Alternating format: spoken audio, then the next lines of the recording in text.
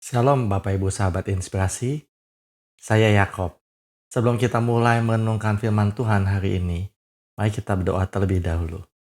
Bapak, terima kasih karena Engkau menjadikan kami terang Tuhan, sehingga setiap teman kami, setiap keluarga kami tidak akan salah jalan. Cuman Bapak, kami harus mengaku bahwa kami kadang-kadang bingung dalam menjalani fungsi kami sebagai terang. Ada banyak hal yang kurang jelas. Karena itu Allah Bapa tolong jelaskan pada kami apa sebenarnya terang itu. Bagaimana seharusnya dia berfungsi sesuai kehendak-Mu. Terima kasih Bapak, kami mengucap syukur. Kami minta tolong Allah Bapa menolong kami merenungkan firman ini. Tolong berikan hamba dan kami semua Roh Kudus Tuhan, sehingga hanya pesan-Mu yang tersampaikan, bukan pesan pemikiran-pemikiran yang lain. Terima kasih Allah Bapa, karena doa kami didengar dan Roh Kudus diberikan pada kami semua di sini. Di dalam nama Tuhan Yesus kami mengucap syukur buat firman hari ini. Amin. Bapak Ibu, Tuhan Yesus adalah terang dunia. Dia sendiri yang bilang di Yohanes 8 ayat 12. Akulah terang dunia. Siapapun yang mengikuti aku tidak akan berjalan dalam kegelapan, tetapi malah dia akan mempunyai terang hidup. Nah, ini menarik. Yang mengikuti Tuhan Yesus itu harus punya terang hidup. Karena kalau tidak punya terang hidup, berarti dia tidak mengikuti Tuhan Yesus. Ini menarik, ini menarik. Jadi Bapak Ibu, sekali lagi saya bacakan Yohanes 8 ayat 12. Akulah terang dunia. Siapapun yang mengikut aku tidak akan berjalan dalam kegelapan. Malah dia akan mempunyai terang hidup. Bapak Ibu, kalau kita ikut Tuhan Yesus, lalu kita masih bingung. Ini kerjaan saya ambil atau enggak ya? Ini bisnis saya jalani atau enggak? Anak saya harus sekolah di mana? Kalau kita masih seperti itu, berarti kita masih gelap loh. Kita nggak jelas jalan kita. Nggak bisa. Siapapun yang mengikuti aku, kata Tuhan Yesus, tidak akan berjalan dalam kegelapan. Malah dia akan mempunyai terang hidup. Berarti dia tidak bingung-bingung lagi di dunia, tetapi juga malah dia menjadi terang hidup, menolong orang lain supaya tidak bingung. Jadi Yesus Kristus adalah terang dunia, dan kita yang mengikutinya tidak akan bingung lagi. Lalu orang-orang yang dekat sama kita juga tidak akan bingung lagi, karena kita diberikan terang hidup. Nah, sekarang kita sudah tahu bahwa Yesus adalah terang dunia, dan kepada kita diberikan terang itu juga. Tapi terang yang seperti apa? Nah, Tuhan Yesus berkata, kamu adalah terang dunia. Itu ada di Matius 5. Berarti Tuhan Yesus terang dunia, kita juga terang dunia. Kita sejajar. Dia yang pertama kali datang, dia yang menerangi, lalu dia berikan kita terang itu. Sehingga Tuhan Yesus berkata juga, kamu adalah terang dunia. Lalu Tuhan Yesus melanjutkan di Matius 5 itu. Kamu adalah terang dunia. Kota yang terletak di atas gunung tidak mungkin tersembunyi. Lagi pula, orang tidak menyalakan pelita lalu meletakkannya di bawah panci, melainkan di atas kaki dian sehingga menerangi semua orang di rumah itu. Nah, ini kalimat yang menarik. Tuhan Yesus mau ngomongnya sebenarnya begini loh. Kamu adalah terang dunia. Saya yang jadikan kamu terang dunia. Dan saya tidak bodoh. Saya tidak mungkin meletakkan kamu di bawah panci, di bawah gantang. Saya akan meletakkan kamu di atas kaki dian, sehingga kamu menerangi semua orang di rumah itu. Jadi artinya gini Bapak Ibu, Tuhan Yesus itu sudah jadikan kita terang. Dan Tuhan Yesus itu pasti angkat kita tinggi supaya terang kita itu bersinar. Berarti kalau kita di kantor tadinya pengaruh kita sempit, cuman kepada beberapa orang tertentu doang, tetapi Tuhan Yesus akan angkat kita makin tinggi sehingga pengaruh kita meluas. Kita akan berpengaruh kepada lebih banyak orang. Kalau tadinya kita di sekolahan, kita hanya berpengaruh kepada 2 teman dekat, lalu Tuhan Yesus pasti angkat kita supaya pengaruh kita bukan cuma 2 teman dekat, tapi meluas ke satu kelas, lalu meluas juga ke guru-guru kita, bahkan ke kepala sekolah atau pimpinan sekolah. Jadi Tuhan Yesus akan angkat kita supaya pengaruh kita makin luas sehingga kita menerangi satu sekolah itu. Jadi ini 2 hal yang satu paket. Kalau Tuhan Yesus sudah jadikan kita terang dunia, pasti Tuhan Yesus juga angkat kita. Aneh sekali kalau kamu sudah saya jadikan terang dunia, tetapi saya letakkan kamu di bawah gantang, di bawah panci. Nggak masuk akal. Cuman orang tolol yang melakukan itu. Dan saya tidak tolol. Saya akan meletakkan kamu di atas kaki Dian.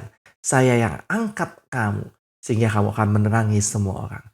Maka kata Tuhan Yesus, kamu akan menjadi kota yang terletak di atas gunung. Tidak mungkin lagi tersembunyi. Orang akan melihat kamu itu ada kehidupan, ramai. Lalu Tuhan Yesus menutup dengan kalimat ini di Matius 5. Demikianlah hendaknya terangmu bercahaya di depan semua orang. Jadi penutupnya adalah bercahayalah engkau di depan semua orang. Karena aku sudah memberikanmu terang itu. Apa yang Yesus katakan ini persis seperti yang Yesaya 60 ayat 1 katakan. Bangkitlah, menjadi teranglah, sebab terangmu datang dan kemuliaan Tuhan terbit atasmu. Bapak Ibu lihat, ini juga satu paket. Sebab terangmu datang dan kemuliaan Tuhan terbit atasmu. Jadi, terang kita itu sudah diberikan dan kita diberikan juga kemuliaan Tuhan. Kita dinaikkan di tempat yang tinggi. Maka bangkitlah, menjadi teranglah. Jadi sekarang kita ngerti nih. Kita itu ikut Tuhan Yesus udah lama. Dan kita sudah diberikan terang itu. Kita juga diangkat oleh Tuhan Yesus. Problemnya cuma satu. Kalau kita menolak jadi terang. Waktu kita menolak jadi terang berarti kita menolak paket itu. Kita menolak diangkat ke tempat yang tinggi. Kita menolak bercahaya di depan lebih banyak orang. Kalau kita menolak jadi terang dunia, berarti juga kita punya pengaruh itu akan menyempit, bukan meluas. Kenapa begitu? Karena itu satu paket. Tidak mungkin terpisahkan. Ada seorang anak diberi hikmat oleh Tuhan sehingga dia bisa menolong teman-temannya untuk memilih jalan yang benar. Tetapi anak ini tidak mau menolong teman-temannya. Dia menolak menjadi terang. Lalu apa yang terjadi sama dia? Tuhan akan mengambil hikmatnya. Sehingga dia pengaruhnya tidak luas. Tidak naik pengaruhnya juga. Karena hikmatnya diambil Tuhan. Tapi kalau anak ini mau menjadi terang, dia menggunakan hikmat yang dari Tuhan itu untuk menerangi langkah teman-temannya, maka Tuhan akan membuat pengaruhnya meluas. Banyak orang akan tahu, wah kalau ada apa-apa tanya aja sama dia tuh. Dia tahu bagaimana cara memilih dan memutuskan yang tepat. Maka paket itu akan jalan. Dia makin lama pengaruhnya akan makin meluas. Dia akan naik ke atas kaki dia. Nah, Bapak Ibu, terang itu adalah kata yang penting sekali di dalam Alkitab. Ada 111 kali kata terang itu disebutkan di Alkitab. Setelah Allah menciptakan langit dan bumi di Kejadian 1, hal pertama yang Allah ciptakan adalah terang. Saya bacakan Kejadian 1 ayat 3. Berfirmanlah Allah, jadilah terang. Lalu terang itu jadi. Allah melihat bahwa terang itu baik, lalu dipisahkannya lah terang itu dari gelap. Jadi dari pertama kalinya sudah jelas terang itu terpisah dari gelap. Dan terang itu baik, berguna, bermanfaat. Itu hal pertama yang Allah ciptakan. Yang menarik, Rasul Yohanes mengikuti pola yang sama. Dalam Injil Yohanes 1 ayat 4, Yohanes mengatakan seperti ini. Di dalam dia ada hidup, dan hidup itu adalah terang manusia. Jadi kalau kita ikut Tuhan Yesus, kita akan dapat hidup itu. Dan hidup itu satu paket dengan terang itu. Terang itu bercahaya di dalam kegelapan dan kegelapan itu tidak menguasai. Jadi di sini sekali lagi Yohanes bilang bahwa terang itu tidak mungkin bersatu dengan gelap. Jadi Bapak Ibu, naturnya terang adalah tidak mungkin bersatu dengan gelap. Sangat mudah mengerti hal ini. Kalau Bapak Ibu lihat ada ruangan gelap, ya tinggal bawa aja senter atau tinggal bawa aja lilin. Begitu senter itu masuk, lilin itu masuk, tanpa perlu upaya apapun juga, gelap itu langsung pergi, langsung hilang. Karena dari pertamanya diciptakan, terang itu sudah naturnya tidak bisa bersatu dengan gelap. Kalau kita lihat di depan kita nih, ada lingkungan yang gelap, dipenuhi kejahatan, dipenuhi tipu-tipu, dipenuhi korupsi, maka kita harus datang ke tempat itu. Dan segera begitu kita datang, gelap itu terpaksa pergi. Karena gelap itu tidak mungkin bersatu dengan terang. Jadi Bapak Ibu jangan takut. Kita tuh terang dunia. Kita tuh tinggal datang ke tempat-tempat yang gelap. Maka secara otomatis gelap itu akan menyingkir otomatis. Tidak mungkin dia bisa bertahan di tempat itu. Karena terang sudah datang. Kalau kita lihat bagaimana Israel keluar dari Mesir. Jadi waktu tengah malam kegelapan itu datang. Langsung Allah menempatkan apinya di situ. Sehingga Israel tidak lagi diliputi ketakutan. Tetapi semuanya jelas buat mereka. Karena Tuhan menempatkan terang yang besar itu di tengah mereka. Mazmur 78 bilangnya bagus sekali. Allah menuntun Israel semalam suntuk dengan terang api. Jadi terang itu digunakan oleh Tuhan untuk memimpin Israel. Berarti kita nih ya Bapak Ibu. Kita juga bisa memimpin orang loh. Karena kita adalah terang.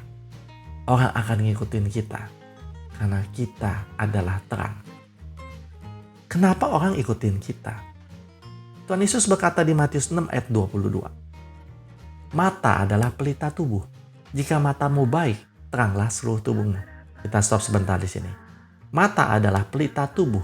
Jika matamu baik, teranglah seluruh tubuhmu. Terjemahan ini kurang tepat. Sebenarnya gini. Mata adalah pelita tubuh. Jika matamu sehat, bukan baik. Jika matamu sehat, teranglah seluruh tubuhmu. Atau, jika matamu melihat dengan jelas, teranglah seluruh tubuhmu. Tetapi jika matamu jahat, jika matamu tidak sehat, jika matamu tidak bisa melihat dengan jelas, maka gelaplah seluruh tubuhmu. Jadi kita bisa memimpin teman-teman di lingkungan kita. Mengapa? Karena mata kita melihat lebih jelas daripada mata mereka. Mata kita lebih sehat daripada mata mereka. Kenapa mata kita bisa melihat dengan jelas? Kenapa mata kita lebih sehat? Karena kita sudah diberi terang itu. Jadi tidak mungkin tuh orang yang mengikuti Tuhan Yesus punya mata yang tidak sehat. Pasti mata mereka sehat. Karena mereka akan melihat dengan mata Tuhan Yesus. Jadi teman-teman kantor kita, teman-teman sekolah kita itu akan bisa memilih jalan yang benar. Karena kita menjadi terang untuk mereka. Kita melihat untuk mereka. Oh kamu jangan lakukan itu. Nanti kamu bahaya nanti. Makanya saya gak heran ada beberapa teman saya suka bilang ke saya gini. Entah kenapa ya Kop. Di kantor gue itu ya. Semua orang tuh maunya konsultasi sama gue. Ya jelas lah mau konsultasi sama dia. Tuhan mengangkat dia. Tuhan membuat matanya sehat, matanya jelas. Sehingga semua orang yang berkonsultasi itu mendapatkan konsultasi yang tepat. Konsultasi yang berguna, bukan konsultasi yang menyesatkan. Karena teman saya itu mau bangkit menjadi terang dunia. Jadi jika mata kita sehat, kita bisa melihat dengan baik, maka kita tidak mungkin salah jalan. Terang semua jalan kita. Tetapi jika mata kita tidak sehat, maka gelaplah semua jalan kita. Nah ini pertanyaan yang penting. Apakah mata kita sehat? Mata itu pelitanya kita. Kalau mata kita tidak bisa melihat dengan jelas, maka jalan kita di depan ini gelap. Bagaimana caranya supaya mata kita bisa melihat dengan jelas? Mazmur 119 menjelaskannya. Firman-Mu itu pelita bagi kakiku dan terang bagi jalanku. Kalau kita dapat suara Tuhan, kita dapat firman Tuhan, maka mata kita jelas. Kita bisa lihat ini tidak baik jalannya, ini baik jalannya. Satu ketika saya pernah dapat WA berikut. Auto debit BPJS Anda tidak berjalan. Harap hubungi nomor sekian untuk menyelesaikan masalah ini.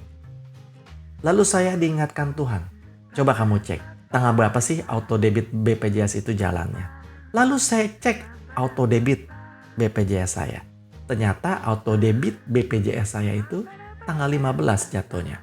Dan pesan ini datang tanggal 8. Langsung saya mengerti bahwa ini pesan-pesan palsu. Pesan ini akan menipu saya.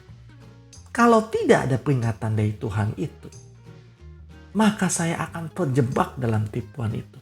Benar. Suara Tuhan itu, firman Tuhan itu, pelita bagi kaki saya. dan terang bagi jalan saya, sehingga saya tidak salah jalan. Jadi Bapak Ibu, adalah sebuah ketololan kalau kita tidak mau baca Alkitab. Kalau kita tidak mau dengar suara Tuhan, berarti kita berisiko melangkah ke tempat yang gelap, yang tanpa kita ketahui di depan kita ada buaya atau di depan kita ada ular. Karena kita menolak pelita itu, firman Tuhan itu. Jadi Bapak Ibu, Alkitab haruslah dibaca. Kalau nggak dibaca, hancur. Suara Tuhan haruslah kita berusaha dengar. Kalau kita nggak bisa dengar suara Tuhan, kita hancur. Anak kita harus baca Alkitab. Anak kita harus dengar suara Tuhan. Di sekolah kita nggak bisa jagain dia. Di lingkungannya kita nggak bisa jagain dia. Di tempat kerjanya kita nggak bisa jagain dia. Tetapi kalau dia paham Alkitab, lalu dia bisa dengar suara Tuhan dengan jelas, maka kita tidak perlu takut dia akan tersesat. Karena langkahnya jelas diterangi oleh firman Tuhan. Nah, sekarang kita belajar sebenarnya terang itu fungsinya apa aja. Kita harus belajar ini dari Kejadian 1. Mengapa? Karena disitulah Allah menciptakan benda-benda penerang. Kita ini benda penerang loh. Sudah ada terangnya. Siapa itu terangnya? Yesus. Lalu Yesus menjadikan kita benda penerang. Jadi kita mesti baca ayat tentang benda penerang. Jadi mari kita lihat Kejadian 1 ayat 14-18 yang menceritakan tentang benda penerang dan fungsinya. Kejadian 1 ayat 14-18. Berfirmanlah Allah, jadilah benda-benda penerang pada cakrawala untuk memisahkan siang dari malam. Sekali lagi Bapak Ibu, jadilah benda-benda penerang pada cakrawala untuk memisahkan terang dan gelap, siang dan malam. Jadi fungsi yang pertama adalah kita harus memisahkan terang dan gelap. Kita harus menunjukkan pada teman kita, pada lingkungan kita, pada keluarga kita, ini terang, ini gelap. Jangan dijalanin yang gelap.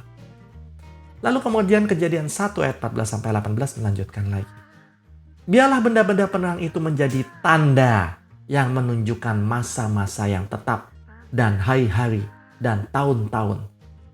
Jadi benda-benda penerang itu haruslah menjadi tanda. Ini adalah musim menanam. Ini boleh dilakukan karena ini adalah musim menuai. Kita harus menjadi tanda, kode-kode bahwa itu boleh dilakukan. Ini tidak boleh dilakukan. Ini belum saatnya. Ini sudah saatnya. Kita harus menjadi kode untuk lingkungan kita, keluarga kita. Apakah ini sudah boleh dilakukan? Apakah ini belum boleh dilakukan? Ada satu anak, itu pulang sekolah itu suka nebeng motor temennya. Lalu dia bilang sama papanya begini, "Pak, tolong beliin saya helm, Pak. Sebab saya kalau nebeng motor teman saya ini, dia nggak punya helm tambahan. Jadi saya tuh tiap kali pulang tuh nggak pakai helm, Pak. Tolong belikan saya helm." Papanya bilang, "Oke, nanti saya belikan." Tapi papanya menunda terus membeli helm itu. Lalu satu ketika papanya mendapat kabar bahwa anak itu kecelakaan bersama temannya. Dan anaknya yang tidak pakai helm itu meninggal. Bapak Ibu bisa bayangkan gak perasaan orang tua itu? Cuman masalah helm. Yang bawa motornya temannya selamat karena pakai helm. Bapak Ibu, Tuhan sudah memberikan tanda kepada Bapak itu lewat omongan anaknya. "Pak, belikan helm." Tanda diulangi lagi. "Pak, belikan helm. Aku butuh helm." "Pak, belikan helm." Tanda-tanda sudah jelas. Tetapi ayahnya menolak. Dan hasilnya fatal sekali. Bapak Ibu, Allah Bapa memberikan kita banyak tanda dalam hidup. Sudah saatnya kamu stop main game. Sudah, kebiasaan itu tidak boleh diteruskan lagi. Tapi kita mengabaikan tanda-tanda itu sampai jadi fatal. Nah, dibutuhkan orang-orang yang mau memberi kita tanda-tanda itu supaya kita tidak salah melangkah. Maka Allah Bapa itu menempatkan orang-orang sebagai terang dunia di dalam dunia ini supaya semua orang yang lain bisa mendapat tanda. Oh, itu jangan dilakukan loh. Jadi fungsi kedua benda penerang adalah menjadi tanda. Lalu Allah Bapa melanjutkan di Kejadian 1 ayat 14-18 itu. Biarlah benda-benda penerang itu menerangi bumi, dan jadilah demikian. Kita yang diciptakan sebagai benda penerang juga, tugas kita adalah menerangi bumi. Kita tidak boleh tidak melakukan tugas ini, sebab bumi membutuhkan kita. Kita harus menerangi bumi. Jadi kalau kita tidak mau menerangi bumi, adalah sebuah kesalahan yang besar sekali. Jadi Bapak Ibu, kita sudah belajar 3 fungsi benda penerang. Yang pertama, memisahkan gelap dan terang. Kedua, menjadi tanda, menjadi kode. Yang ketiga, harus meneranginya bumi, bukan menerangi tempat yang lain. Lalu Allah melanjutkan di Kejadian 1 ayat 14-18. Maka Allah menjadikan kedua benda penerang yang besar itu, yang lebih besar untuk menguasai siang dan yang lebih kecil untuk menguasai malam. Allah juga menjadikan bintang-bintang. Jadi Bapak Ibu, ada benda penerang yang besar, ada benda penerang yang kecil. Kalau Allah menciptakan kita jadi benda penerang yang besar, berarti kita akan berhadapan dengan siang hari. Nah, ini penting ya. Jadi dunia ini sudah diterangi oleh banyak hikmat-hikmat dunia, pikiran-pikiran manusia. Kelihatannya jalannya udah jelas. Tetapi kita yang diciptakan sebagai benda penerang yang besar, kita akan menerangi hikmat-hikmat dunia itu. Oh, ini hikmatnya salah. Oh, hikmat ini akan menuntun kamu kepada keserakahan. Hikmat ini akan menuntun kamu pada ketergantungan. Hikmat ini akan menuntun kamu pada kecanduan. Kita, benda penerang yang besar, menerangi hikmat-hikmat dunia itu. Sehingga terlihat jelas hikmat dunia itu akan menuntun ke arah mana. Tetapi kepada mereka yang diciptakan sebagai benda penerang yang kecil, mereka harus segera berangkat ke tempat-tempat gelap. Supaya mereka menjadi tanda-tanda. Supaya mereka juga menolong orang-orang bisa melangkah dengan benar. Lalu Kejadian 1 ayat 14-18 ditutup sebagai berikut. Allah menaruh semuanya itu di cakrawala untuk menerangi bumi. Dan untuk menguasai siang dan malam. Dan untuk memisahkan terang dari gelap. Jadi kita lihat fungsi itu jalan semuanya. 1. Harus menerangi bumi, maka Allah menggantungkannya di tempat yang tinggi. Ingat paket tadi, kalau kita diangkat jadi terang, pasti kita diangkat ke tempat yang tinggi. Itu satu paket. Jadi Allah menaruh semua benda penerang itu di tempat tinggi untuk menerangi bumi. Dan menguasai siang malam. Dan untuk memisahkan terang dari gelap. Untuk memisahkan, ini boleh dilakukan. Itu tidak boleh dilakukan. Jadi Bapak Ibu, kita sekarang mengerti tugas kita adalah menjadi terang dunia. Kita harus mau bangkit, kita harus mau diangkat Allah ke tempat yang tinggi. Kita harus terus memberitahu pada orang, jangan loh, ini gelap loh. Kalau kamu melakukan ini, kamu pasti nanti jadi begini. Kita menjadi tanda. Bapak Ibu, saya ingat ada satu teman di tempat saya yang hidupnya gelap. Dia adalah kepala keluarga dengan 2 anak. Tetapi hidupnya diliputi gelap. Istrinya terpaksa pinjam kartu kredit untuk menutupi biaya rumah tangga. Dan hutangnya banyak sekali. Istrinya terpaksa bekerja juga untuk memenuhi biaya hidup tiap hari. Sedangkan suaminya tidak bekerja apapun juga. Bekerja ini gagal, bekerja itu gagal, bekerja ini gagal, bekerja itu gagal. Tuhan kasih tahu saya bahwa dia tidak pernah smart Tuhan. Jadi dia itu tidak pernah sema Tuhan. Dia itu tidak pernah mendengar dan melakukan pesan Tuhan. Ulangan 28 bilang, kalau kita tidak pernah sema, maka yang kita dapatkan itu adalah kutuk. Tetapi kalau kita sema mendengar dan melakukan pesan Tuhan, yang kita dapatkan itu berkat. Jadi Bapak Ibu, bersyukur sekali saya bisa jadi terang untuk teman saya itu. Tapi saya baru bisa jadi terang kalau saya dapat firman Tuhan itu. Kalau saya dengar suara Tuhan. Kalau saya tidak dengar suara Tuhan, saya tidak mungkin jadi terang untuk teman saya itu.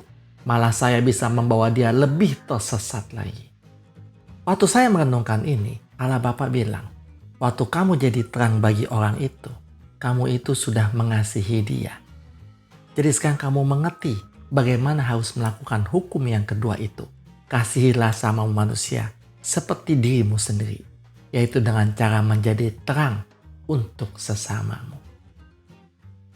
Bapak Ibu, kita sudah tahu hukum yang pertama.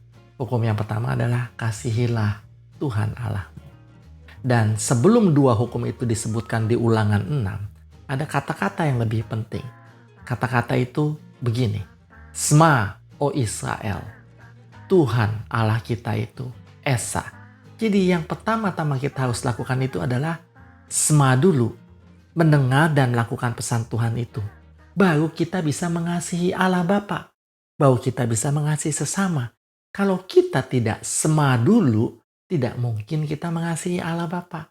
Tidak mungkin kita mengasihi sesama. Mengapa demikian? Karena kita udah tahu di Yohanes 14. Mengasihi Allah itu adalah menuruti semua pesan-pesannya. Jadi kalau kita nggak dengar, mana bisa kita nurut? Justru kita mesti dengar dulu. Kita mesti shema dulu. Baru kita bisa nurut. Baru kita dibilang mengasihi Allah Bapa. Sedangkan sekarang kita mengerti juga. Kalau kita dengar suara Tuhan kita shema suara Tuhan kita, maka kita bisa menjadi terang untuk sesama kita. Kita bisa mengasihi Dia. Jadi hukum itu baru bisa kita laksanakan kalau kita shema. Jadi Bapak Ibu, Mazmur 119 itu benar sekali. Firman-Mu itu pelita bagi kakiku dan terang bagi jalanku. Dengan firman Tuhan, maka jalan kita jelas. Ini gelap, ini terang. Ini jalan berkat, ini jalan kutuk. Jelas sekali kalau kita shema firman Tuhan. Jadi Bapak Ibu, marilah kita jadi terang. Tuhan Yesus pasti mengangkat kita tinggi kalau kita mau bangkit dan menjadi terangnya. Amin. Mari kita berdoa. Allah Bapa, terima kasih karena kami tahu bahwa kami tidak akan berada di tempat bawah lagi. Kami akan diangkat ke tempat yang tinggi karena kami adalah terang dunia. Allah Bapa, tolong berikan kami terang yang banyak Allah Bapa. Sehingga kami bisa menjadi terang yang makin lama makin luas pengaruhnya. Sehingga banyak orang tidak hidup dalam ketakutan dan kebingungan lagi. Allah Bapa, pakai kami mau. Angkat kami menjadi terang yang bersinar luas sekali Allah Bapa. Sehingga banyak orang bisa kembali lagi pulang kepadamu. Terima kasih Allah Bapa. Terima kasih Tuhan Yesus. Terima kasih Roh Kudus untuk firman yang indah ini. Di dalam nama Tuhan Yesus kami mengucap syukur dan berterima kasih. Amin. Bapak Ibu, bangkitlah dan menjadi teranglah. Sebab Bapak Ibu sudah memiliki Tuhan Yesus Kristus, terang dunia itu. Mari kita terangi dunia ini. Supaya banyak orang tidak salah jalan lagi. Tuhan Yesus pasti memberkati setiap orang yang mau bangkit dan menjadi terangnya. Amin.